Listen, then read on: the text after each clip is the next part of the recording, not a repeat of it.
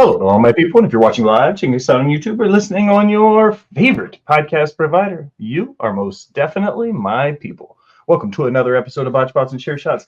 I am still your host, a chef by trade and a mark by choice. I am the Will Gray, and joining me today, ladies and gentlemen, he was just here on trivia. Did you win trivia on Thursday? Oh, God, no, I did not win trivia. Second place on trivia on Thursday. Sure, we'll say that. Who won trivia? Did Mike win trivia? No, I won Pineapple trivia. Jack won trivia on Thursday. Pineapple Jack won trivia. Pineapple Jack won, yeah. No, Mike says He's me. not here, so I will accept the award for him. Oh, that's Okay. right. Mike won trivia. Mike says Pineapple me. Jack came in second. Well, anyways, he is the host of the Kings of the Rings podcast, and he is one of the minds over at the Wrestle Addict Radio. He is our boy King Ricky Rose. King Ricky, welcome back, sir. How are you? I am good. I'm glad to have a day off because we're doing a Memorial Day little show, so I'm doing well. It was a good weekend of wrestling. A lot to talk about, actually. Tons of wrestling this weekend. Directly above me on your screen, he is one of the minds of Rivet City Radio and Off the Top Media. He is the host of The Boom on Wednesday nights, one of the co-hosts on Friday Night Review. He's one of the co-hosts on The Table Spot. It's the best beard and wrestling commentary and media. It's our boy Cam G. Cam, how are you? I'm doing all right, man. Long weekend of wrestling for sure. It was a long weekend. I was really glad you texted me this morning. Like, he just sent me a message. He was like, hey, you got room for me? And I was like, I didn't even say yes. I just literally sent him the notes from the show and was like 6 p.m. Like, yep, it's yours if you want it. Now, as we turned the corner for the panel, we get into the home stretch here. He is the host of Boyfriend Time and the Wolfpack podcast. He is the co-host of Nerdy News and NXT on Tap. He is here every Sunday with us. If Al is my right hand, everybody's favorite Ginger Ninja Jaxpo is my left. Jax, how are you, brother? I'm doing fantastic. It's a good Monday. We don't usually run on Mondays. Mondays are never good usually, but this seems to be a good Monday. It was a really unexpected show. Like, we do this every now and then. If there's a pay-per-view on Sundays, like, we'll run on Monday just because we don't want to. You know, like, sometimes you just don't want to. Like, there was a lot to do this weekend, and we watched a lot of wrestling, and then we were like, you know what? Let's just run on Monday before Raw, and then we don't have to worry about it. So Works for me. that's how it works around here, especially. I say I work on wizard time. I never show up on time or late. I show up precisely when I aim to, just like the wizards on the the Shire. I run on CPT usually. Cam knows what that is.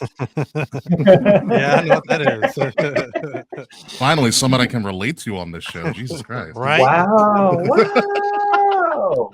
Okay. I see how it is. You just set it up 6 minutes in.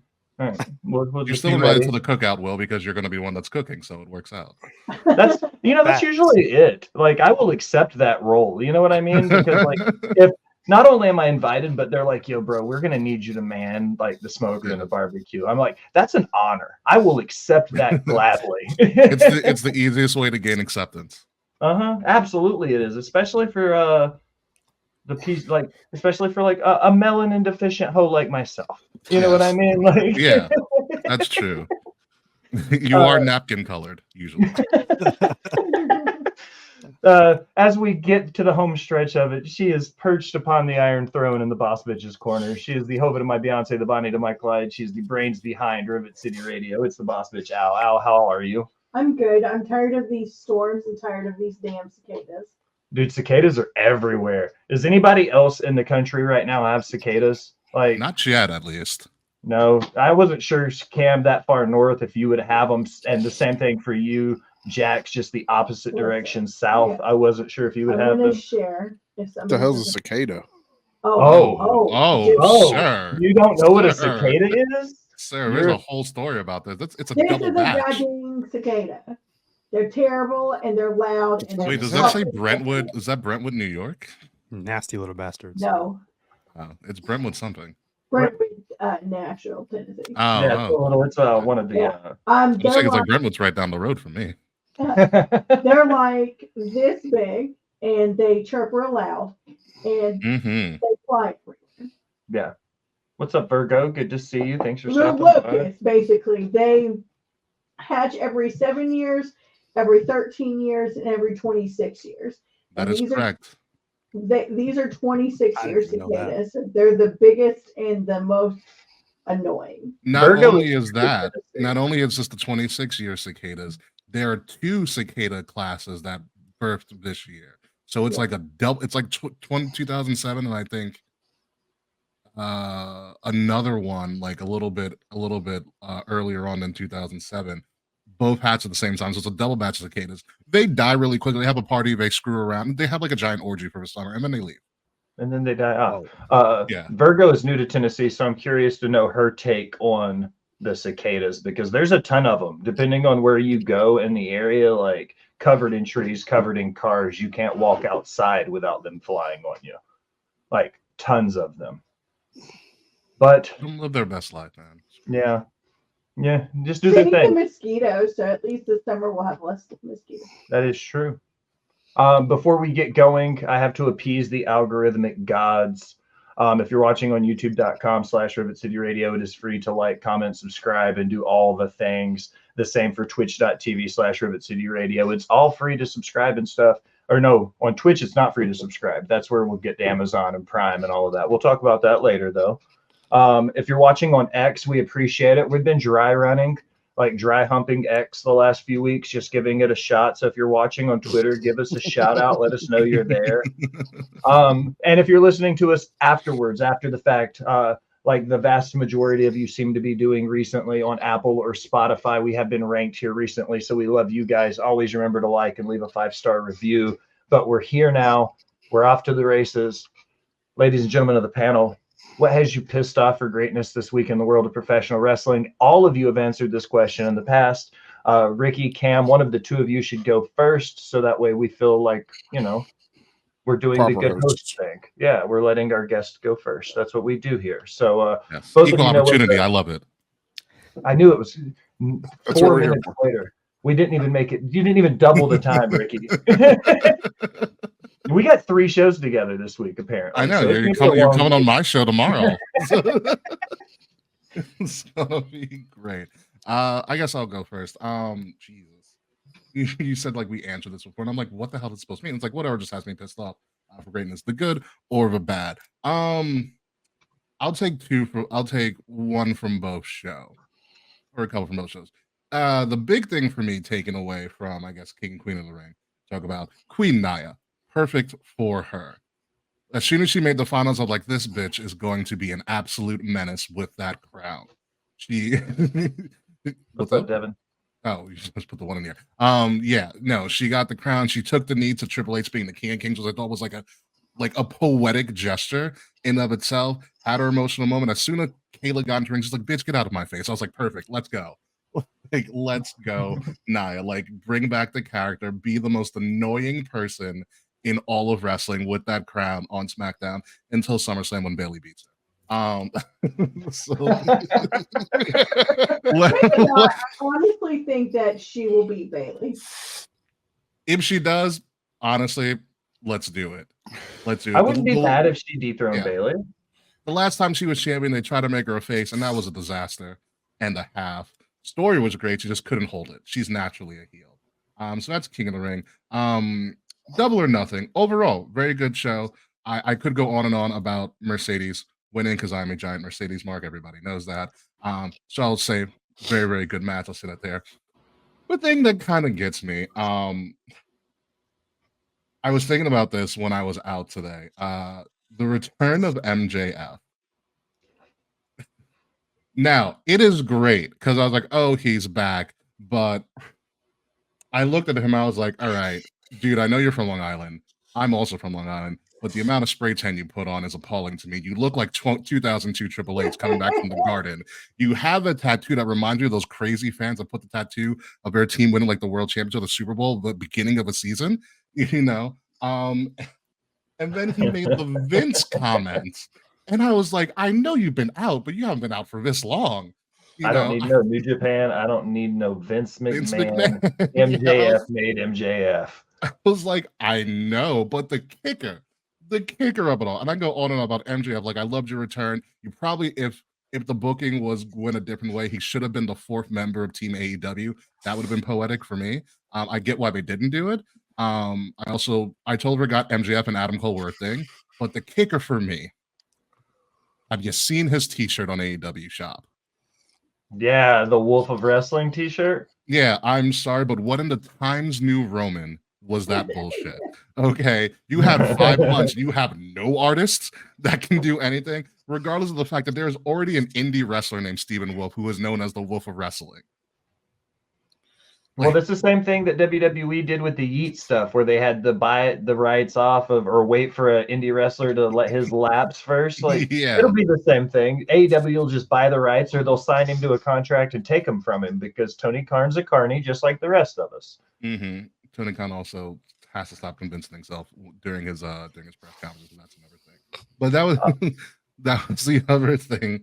That was the thing with the piss. I was like, great, MJF's back. This is awesome for AEW, good for them. But I was like, what is going on? What are you visually telling me, MJF, right now? And the T-shirt, the T-shirt really threw me for a loop. I was like, God damn it! You whole ass made that in like Microsoft Paint and printed it with a Cricut. Like, you cheap son of a bitch. It's Microsoft Word at best. Dude, pro wrestling T is slacking on their designs and their ideas. Whoever designed that was like, oh fuck, we forgot to make MJF shirts. Somebody throw something together real quick. And they were just like, the Wolf of Wrestling. And that was what we got. I was like, goodness gracious. But that's all I got for now. All of them are very viable points. I love it. I got a couple from the chat before the next person goes. AJ says he's pissed off for greatness that Gangrel is back. Does anybody have that same sentiment? Anybody up here upset to see Gangrel in that spot? Shadow says hydrate. Anybody else upset that Gangrel's back on AEW TV? No, not really. Not He looked really. fine. He had a couple of great impaler DDTs. He looked good. I mean, he was gassed after 2 DDTs, but besides that, he was like, he looked fine. What's up, Dad Hat? Good to see you. I'm just not upset. I'm happy. I know, not upset. I'm happy. Oh, he's the opposite. The same reason mine is. He's not. His pissed off for greatness is Gangrel being back. Like, he's happy about Gangrel being back. I just mistook you because of texting. Yes. Cam, Bo, Al, y'all got one? I got one. I guess from both shows as well. Well, a couple from one show and then just one particular from the other show. So, I guess King of the Ring. I mean, King of Queen of the Ring. I mean, it was an okay event. To me, it just felt like it was very. I mean, I really didn't have high expectations for King of Queen of the Ring, anyways. It was a very in and out show, just kind of like how they did when they came to Indy for Fastlane. It was very in and out. Like it's like they didn't really. I don't want to use the word effort, but it's just like B tier pay per view. Yeah, it was B tier, and like I said again, I didn't have high hopes for it anyways. But I mean, they pretty much hit on the points that they were, that it was designed to do. They were focused on crowning King Queen of the Ring. So, and I'm glad that they have a focus after King Queen of the Ring, because that was my biggest thing is what are they going to do with it afterwards, and besides the monikers and things of that nature. And then my couple from Double or Nothing. Double or Nothing was a spectacular pay-per-view from top to bottom. The main event, however, I just feel like it was something that I kind of seen being the main event over Swerve and Christian Cage, which I kind of have an issue with, just because I like the world title match should be the focus for the main event. I hate those Anarchy in the Arena matches. I really do. But it was a wacky one. I mean, you had somebody get set on fire. You had exploding chairs. You had freaking vehicular manslaughter almost basically in the parking lot. Like it was all over the place. So it was entertaining for what it was, but it's just like, why do we have to keep doing these? Like it's just too much. I'm looking forward to potentially, hopefully Blood and Guts, because I like Blood and Guts. Blood and Guts is just amazing, and they've put on some good Blood and Guts matches, the few that they've had in AEW. So those are my few. My last one from AEW, Double or Nothing, was the fact that they had the whole MJF return thing. Great thing. Obviously he did his whole basically his Triple H impression with the whole leather jacket or whatever. That was hilarious. But no, it was a great video package. I loved how they showcase all that. It almost looks like as if like maybe he's going to he's evolving into another MJF. Like he's not going to be donning the scarf anymore. He's a more focused, more rugged kind of MJF. I'm looking forward to that, seeing where that goes. The promo itself I thought was great. Maybe a little long, maybe because I feel like he could have just ended it with, my name is Mac Taylor, Jacob Freeman, and I'm better than you. You know it. Boom. You could have saved the contract status stuff for like Dynamite. You know what I mean? Like we still have 9 more matches to go. Like let's not be up to 3 a.m. watching. Didn't this the main program. event go on Please at God. midnight? It was late. Yeah, so I was like, okay, this is going a little long. He's Ric Flair strutting, he's elbow dropping the Devil's Mask. Like, okay, where are we going with this or whatever? But I liked how he basically put the exclamation point on that whole promo with him being him saying that he's the wolf of AEW. I like that. Like all that was fantastic. So I'm curious to see where this goes.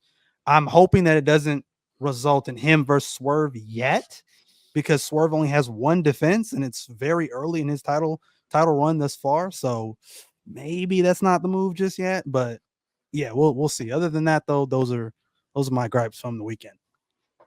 I'm going to go ahead and throw mine in, and I know both of you have had very good critiques on it. And I love both of your opinions. You're both 2 very dear friends of mine. But can't nobody tell me shit because MJF is back on my TV at least every Wednesday right now. So fucking hell, I am hyped for it.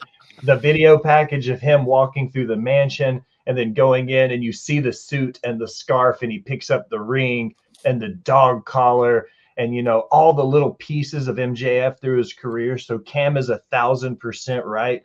This is all the best parts from every other version of MJF we've ever gotten coming out now. And it's not about reclaiming gold right away. He'll get the Triple B back eventually. Right now, it's going to be about righting the wrongs that happened over the last year during his title reign. Adam Cole and the Kingdom and all the people that crossed him while he was champion or did him wrong. Like, we're about to see the best version of MJF we've ever seen. And I've been a big supporter since he got in AEW, went back and watched his indie stuff, Creative Pro. Like, the man was destined to be a star. He made the right decision staying in AEW. The MJF Revenge Tour? Oh, it's going to be better than the MJF. This is the MJF Eras Tour. That's how big this is going to be. That's how big this is going to be. Stop it. The Eras Tour, Ricky. It's the fucking MJF Eras Tour. Listen, I live on Long Island. I'm around Long Island white girls all the time, and you are fitting in quite well right now. Wow. I had a bagel with cream cheese for breakfast. If you want me to lean into that stereotype a little bit more. I mean, congratulations. You didn't get it from Long Island, so I get it. If you ever come up here, I'll give you all the bagels you need. Bagels and pizza. We're coming up there in September when Lala makes her comeback. We've got to talk about that later in the show too. Before Bo and Al go, Scow says, my pissed off for greatness is TK does not know how to book a show. So many bad booking decisions and never letting anything breathe. It is always, we have to move on to the next segment. What do you guys think about? I personally thought, again, Double or Nothing's their best pay-per-view showing of the year, and it was on par with as big as WrestleMania Night 2 felt to me. And going into it, Scows, I'll put him on blast. He was the one when I said it. He said, Will, how fucking high are you right now? And I was like 6 feet tall, and he was like, that's my point. But I felt genuinely hyped going into it. What do you guys think about TK's bookings decisions and how last night felt, considering how many matches there were, how long this show was? What do you guys think about the way the show was booked? I think it was booked. I think it was booked pretty well. As opposed to other, especially earlier iterations of any of their pay-per-views, right? I mean, number one, you still had double-digit number of matches, but you didn't have 12 or 13, right? And each one of those matches go 15, 20 minutes. So I felt like the one thing they did really well outside of the booking is, the matches, I felt like they just flowed really well. Like the pay-per-view just had a nice even flow to me. And that's one thing that you kind of have to do. Like I said, again, when you have, surplus matches, a double-digit number of matches, you don't need to be spending 30 minutes on every single match, you're gonna wear your crowd out. Your crowd's gonna, by the time they get to the main event, the crowd's just gonna be like, I really don't care, just get me out of this arena. Like, They're going to be more gas than Gangrel Yeah. was after 2 DDTs. exactly. So Great DDTs that's- though. There were great DDTs. They were. so I thought they were pretty good. I thought it was pretty good in terms of the flow. In terms of actual booking, I think the only real blunder that I felt like was really bad was probably the trios match, you know, because I feel like Death Triangle should have won that. Because I mean, you put them back together, you get all this hype, and it's just like they're easily one of, if not the best trios team Thank that you, you Doug. have together right now. So that was probably the only thing that, you know, and I kind of saw Juice Robinson coming back after being on for a long time with injury and you know, getting involved in that match. I called it when the bell rung. I was like, yeah, Juice Robinson's probably getting involved in this match. So that was probably the only real, you know, booking decision that I really didn't agree with was that. Other than that, I mean, it was pretty solid, I think.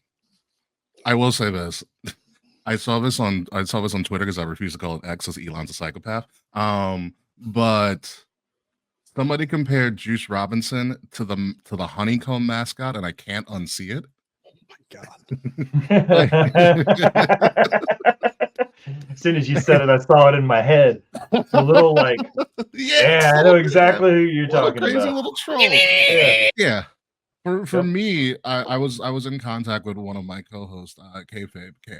And they were talking about how, like, number one, it was midnight and the main event still hadn't gone on yet. And you know, it wasn't 13 to 12 matches, but it was still double-digit matches, and most of those matches lasted at least 20 minutes. And some of those matches, I can name about 3, didn't deserve to get that magnitude of a thing. The trios match being one of them, you can put that on TV. This might be unpopular. Moxley versus the Keska could have been the main event of Dynamite and left off that. You know, it's about getting rid of the fluff, and I think it's something in the direction that that Mr. Levesque has done. He took a very old school NXT style from it, where it was like, your matches are the matches that are your main stories, are the ones that deserve to get on the pay-per-view or the premium live event. And going into that, going into Double or Nothing, I think they had those, and then they just added a little bit too much. Where you're right, it wasn't enough time to really breathe as well. And then you announce, oh, by the way, it's a triple main event, but all of our main events are one after another after another. Where I'm of the booking line, because I also play WWE 2K24 GM mode. It's awesome. You gotta go peaks and valleys, or at least you bookend your show. So like your main event and your opener need to be big highlights. And if you have something in the middle, that's got to keep, because you got to, like, you bring them up, you bring them down, you bring them up, you bring them down, and then you bring them back up one more time. So you end on really on a high note. And I think they lucked out this time around with your triple main events going one after another, because everybody was hyped to see those matches. But it can be a slippery slope if something like steals a show. Ospreay and Roddy Strong, hell of an opener, like a great opener, and it's hard to you know, try to top that. So for me, it was like the matches were good, they were long, but I think there were too many of them. Some of them did not deserve to be on that card at all whatsoever, because it takes away from some of the other stuff. Granted, it didn't, because it set somebody on fire in the main event and they got lucky, you know, this time. But when your main event's starting at midnight, that's WrestleMania 35. I was there. you know, at some point you're gonna like wrap it up, like Dave Chappelle's Wrap It Up box. You need that. So you know, when it comes to booking their future events, I think they did real good this time. You know, they had all the quality matches, but there are some matches that don't need to be on a big show. You have pay-per-view matches have to be earned, especially for your big events. Bo, what had Yes. you pissed off for greatness this week? The fact that Mercedes Moné is a champion, her first match. Girl. Okay. About she no. That's just I saw it on Facebook earlier today. The 3 big signings that Tony Khan made so far are all now champions. 2 of those big signings. Monet, yeah. all three of them big signings were all made somewhere else. Mm-hmm. He's not doing what I believe was the original initiative plan for AEW. Younger talent that WWE's looking over to get their shot. You're doing good with a lot of them. MJF, Statlander, Julia Hart's an amazing example. Willow Nightingale is over like fucking Rover. Agreed. And just because you sign an ex-WWE wrestler who went to Japan, broke her leg because she can't hang, and you just put Willow like, and now you got Willow going into this whole thing with Statlander. What's Mercedes going to do? Where's Mercedes going from here? She's going to walk around and shittily dance for the next till the next pay-per-view and do the whole fucking thing with her hands like she's spirit fingers, bitches. I mean, here's the thing though. By taking damn, Bo, who hurt you? By taking the title off of Willow, taking the TBS title off of Willow, she has worked really hard. Don't you think she deserves to have a shot at the main women's championship? She can't do that. Right, but she can't do that holding the TBS title. So they have to take that off of her so that she could be in the main title picture.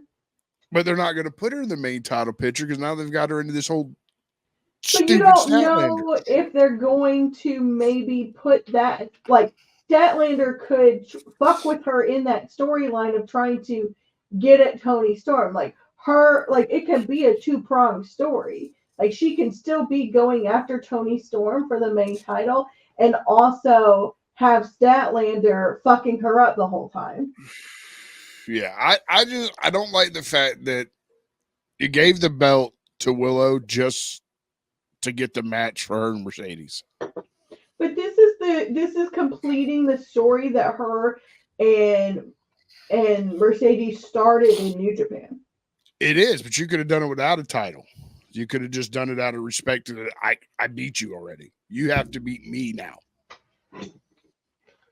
I could see both sides of it, and I think this is one of those like 6 in one hand and half a dozen in the other situations, because as fans, like, I guess we're in the best situation we could be where we're able to be this nitpicky about it. You know what I mean? Like, that's a really good place to be as wrestling fans. Yeah. I also agree, though. I can agree that AEW hasn't been handling the whole stand up on the 10 toes down on the business that the young up and coming independent talent that, everything Bo said. We're not getting that anymore. Pure and simple. I love Did we ever get it? Because Jericho put the title on himself like right out of the gate. Yeah, he was their first world champion. That was a necessity. You had to create. You had to have some kind of Jericho. You had to make Jericho the first champion. But then immediately Triple H. He wins the belt, and then who debuts at that first Double or Nothing? Mox. You know what I mean? Like, for every good thing AEW's ever done, there's been an ex-WWE guy standing there. And I know the argument, everybody's an ex-someone. You know what I mean? Like, everybody's worked somewhere before their current job. But if you look at where we were at 4 years ago, the collective we as a wrestling community, with the way AEW was handling things, it was all New Japan, Ring of Honor, and the guys coming through the indies for AEW. Now, 5 years later, it's Mercedes Moné, it's Jon Moxley, it's Okada, it's Will Ospreay, and it's all these New Japan and ex-WWE guys, and the focus has shifted. And I don't know if that's good or bad yet. I mean, more companies is always going to be good. 100% agree with that. Absolutely. Invisible hand of competition, John Locke. If you want to go, classical thoughts experiments there. But also, AW shot themselves in the foot. You do not make a crap ton of announcements. Oh, I signed a big star. They're coming. You do not create a television special, which is AEW Dynamite in disguise, called Big Business, in Boston, Massachusetts, and not give, and you're giving into the star power that she's drawn throughout her entire career. Like you couldn't you you couldn't not give her the title. Like Boss Bit said, it kind of finishes the story. AEW and New Japan are clearly sleeping with each other all the time. Tanahashi showed up on Saturday and did a freaking dance. And stuff like that. So you kind of had to do it to her. That's you don't spend all that money, you don't make all this hype, and you don't give him a championship. Granted, someone in the comments said that it's not the main titles, which for me I thought it was kind of a misstep. But if you're getting these big signees and you're giving them like your second tier titles, it does give them room to kind of grow and kind of start to create something new in AEW instead of shoehorning them and skyrocketing them to the top. There is kind of a yes, we know you're a big star, but we're not going to give you everything immediately. Al, it's to you. So my piss off for greatness doesn't have anything to do with wrestling, because to be fair, honestly, y'all all took all the things. So my piss off for greatness. So I'm sure y'all have seen it all over TikTok.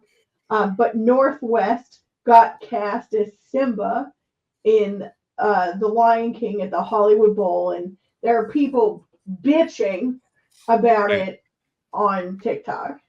Wait, hold on. What? Yeah, so the Hollywood Bowl is doing like a summer revival of The Lion We're King. doing plays and shit. Okay. Yeah. So Northwest is Simba. Okay. Girl can't sing. She can't sing, and she's not a great actress. Okay, fine, whatever. But it's also community theater for kids. So what's no, it's adults. Oh. This is like real Broadway people. This is not like a kid's play. Oh, I thought this was like just a feel-good community story. Holy shit! No, she's like what? So wait, do they have the rights to The Lion King on Broadway? Because they probably have to get the rights for it, right? Kanye and the Kardashians are not putting this on. She auditioned and got cast in this role. Fair. Yeah, no, okay. I'm saying the rights to do the show, because anything that's on Broadway for that long and as a big thing, you have to get the rights to it. It's at the Hollywood Bowl, so I would assume they went. I'm assuming yes. Okay. Yeah. But I digress. But there are people there's this mom whose daughter also auditioned, who is going after the Kardashians and Kanye because obviously they paid off somebody to get her in this show. Is that what the people are saying? Yes. I mean, if you saw the clip of her singing, I just can't wait to be king, be nice. To be fair. However, but given the financial opportunity, if any of these other parents had the ability to pay off the casting director to get their kid in, they would have done it. Shit like that happens. Boo fucking who. Stop being hateful about a 10-year-old who is really just trying to do her best and have fun being in The Lion King. Again, any parent would do the same for their own child. Yes, they have billions of dollars and whatever. Yes, nepotism is live and real. But leave her alone. Leave her alone. Leave Britney alone, man. Leave Britney alone. Here's the else thing. What if they terrible, didn't? But leave her alone. Listen, Britney, bitch.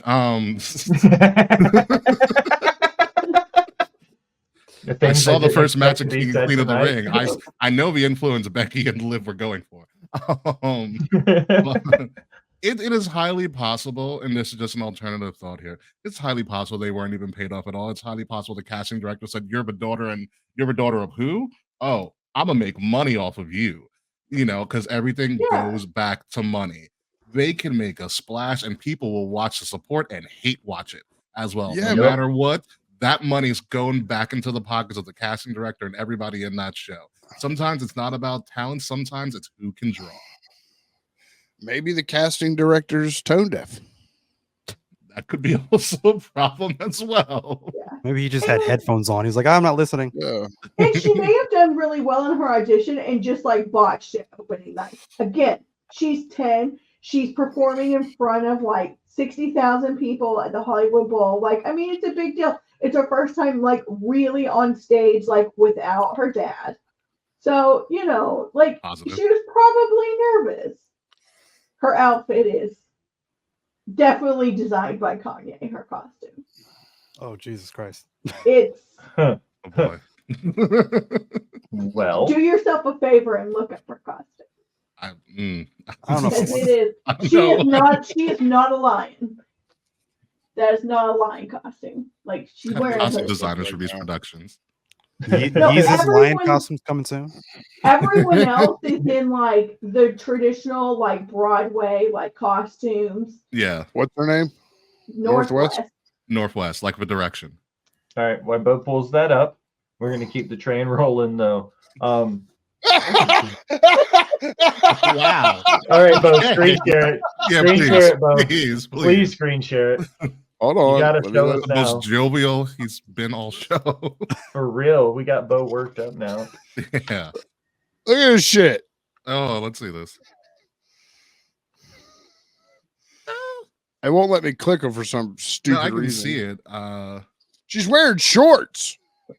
Oh yeah, the shorts. No, I you thought it was a have onesie. She's got fuzzy slippers on. Yeah. I She's feel wearing those Yeezy 22s.